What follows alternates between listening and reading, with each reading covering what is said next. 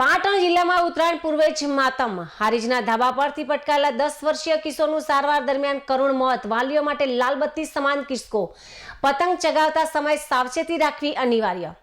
ઉત્તરાયણના પર્વને હવે ગણતરીના દિવસો જ બાકી રહ્યા છે, ત્યારે પાટણ જિલ્લાના હારીજ શહેરમાં એક હૃદયદ્રાવક ઘટના સામે આવી છે. પતંગ ચગાવતી વખતે ધાબા પરથી નીચે પટકાતા 10 વર્ષીય કિશોરનું 2 દિવસની ટૂંકી સારવાર બાદ મોત નીપજતા સમગ્ર પંથકમાં આરેરાટી વ્યાપી ગઈ છે. હારીજ શહેરના ટેકરા વિસ્તારમાં રહેતા અને ધોરણ 4માં અભ્યાસ કરતા 10 વર્ષીય કિશોર નીરજ સંજયભાઈ રાવળ 2 દિવસ પહેલા પોતાના ઘરના ધાબા પર પતંગ ચગાવી રહ્યો હતો. પતંગ ચગાવતા આનંદમાં કિશોરનું સંતુલન બગડતા તે અચાનક જ ધાબા પરથી નીચે પટકાયો હતો. જમીન પર પટકતા જ તેને માથામાં તેમજ શરીરના ભાગે ગંભીર ઇજાઓ પહોંચી હતી.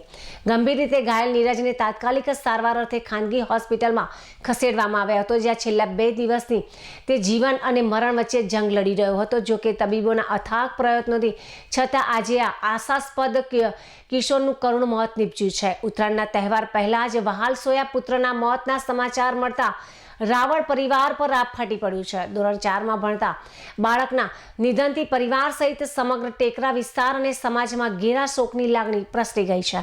આ કિસ્સો તમામ માતા પિતા માટે લાલબત્તી સમાન છે. ઉત્તરાયણના તહેવારોમાં બાળકો જ્યારે ધાબા પર પતંગ ચગાવવા જાય છે, ત્યારે તેમની સાથે કોઈ મોટું વ્યક્તિ હાજર રહે તે અત્યંત જરૂરી છે.